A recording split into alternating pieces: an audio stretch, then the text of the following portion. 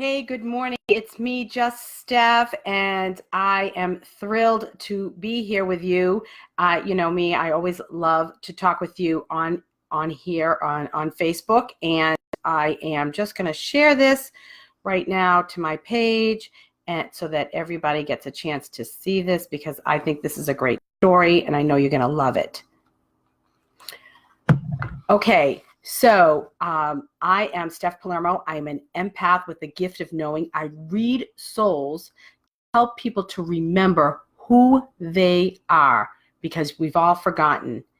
And this is to help you live your best life, your most purpose-driven life, feeling groovy every day for as much of the day as possible. I use different platforms for this, whether it's coaching, international speaking, my reality TV show, my retreats, my Feel Groovy retreat in Sicily, as well as writing. There's a bunch of information in the description of this video. If you want to find out more about me, of course, you can always private message me and I will get back to you. So, but check that out. There's also a free download of my book, The Only Way Is Up. And you can get that by just clicking the link and subscribing to my newsletter, and gets a lot of groovy information. So today I want to talk to you about something that I was thinking about back when I was growing up in Medford, Massachusetts on First Street. I lived a block over from Harris Park, and my Medford peeps will get this and they'll enjoy it. But, you know, I was from the city. And all summer long, you know, we didn't go anywhere. We didn't have the money. We went to the park every day. That's what we did every day. I was at the park every day. And when it came time for 4th of July, you know, like I know a lot of you probably go away for 4th of July, or you have big parties. We just had the park. So as kids, we, you know, maybe I was 10, 8, 10, 12, that, you know, around that age, in those years, who I called the big kids, but they must have been between 17 and 21. They would organize us to build a bonfire, to get all the materials that we needed for a bonfire. And so we were just kids, and we would take shopping carts, and we'd go to this place called the Brickyard, which was like in the other direction. And I don't know what that was. I don't know what they made there, if they made bricks, but we called it the Brickyard. I don't even remember, but it was like a big, vast dump of stuff. So we would go and we'd have shopping carts, and we'd be putting all the wood in the shopping carts, and all of us would be running down the street, bringing the wood to the park so that the big kids could build a bonfire for 4th of July. And we would just keep on going back and forth, and we were having a blast. It was so much fun. We were just part of this team that was building this huge bonfire. And inevitably, every year we'd build it a couple of days before 4th of July, and the city would come and take it down. And then, like 4th of July morning, we're out getting more wood, and we're bringing it back for the bonfire. And that night, we would all gather, families, my mother and father, everybody. We'd all come down the park, and the big kids would do some ceremony. They'd throw gasoline on it, and put the whole thing up in flames. And we'd sit, and, you know, everyone's throwing firecrackers in there. And it was just this big, huge community. And I know it seems so crazy and so minuscule, but I remember how I felt. I felt like I was part of something bigger than me.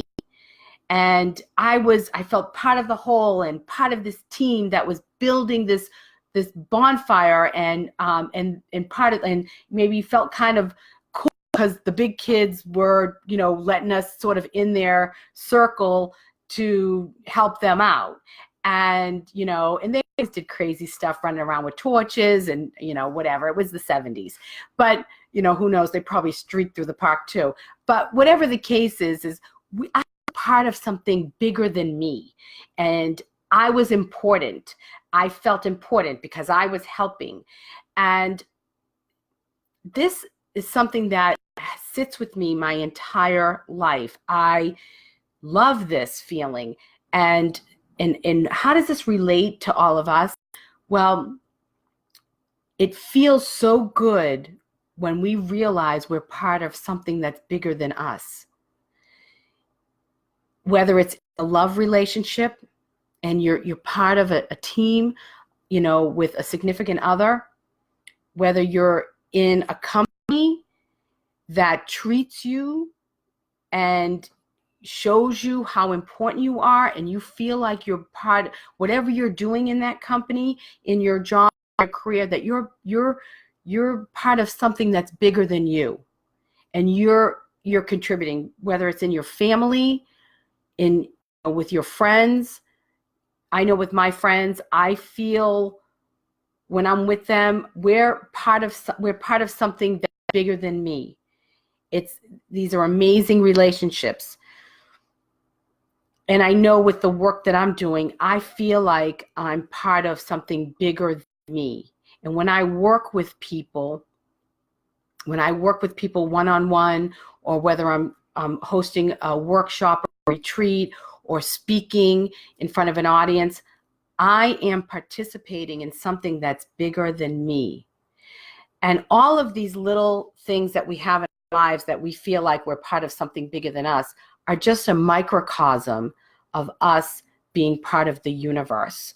And whether you want God, your inner being, source, the universe, whatever you want to call it, you are significant and you're part of something bigger than you.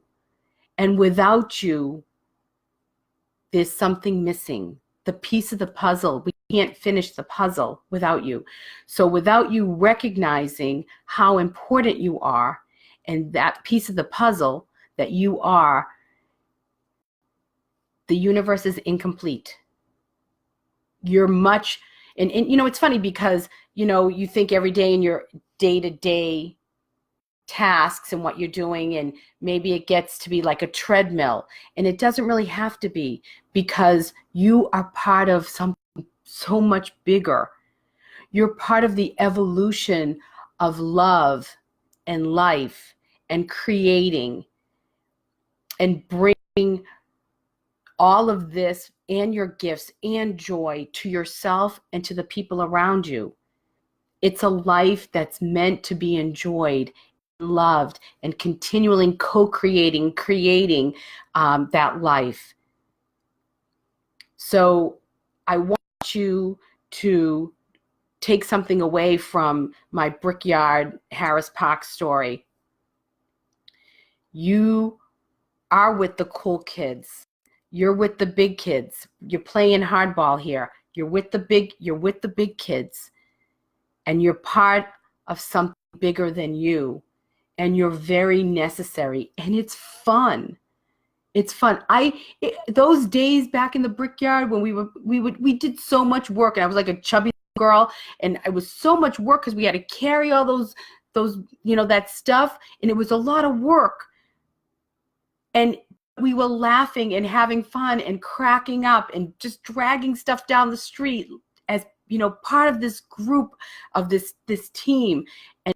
And no matter how hard it got, and no matter when the fire department came and took the first bonfire down, the first stack of wood, we said, okay, well, back to the drawing board. We're going back to the Brickyard. We didn't let it get us down. We kept going, and we kept laughing, and we kept enjoying the work that we were doing so that we could have fun with all of our families on 4th of July, because that's all we had. So I want you to remember you're bigger than something else, than yourself. You're part of something that's bigger than you.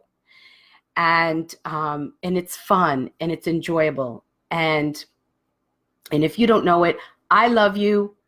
The universe loves you. God loves you. And you're supposed to be happy and enjoying life. And I want to see you all enjoying life. So if I can be of any help to you in any way, you can click on my links up there in the description, or please private message me, and I can help you to feel like you're a part of something bigger than you. and that you're so important and you're amazing and your gifts are very necessary. And I'm waiting for you to realize that.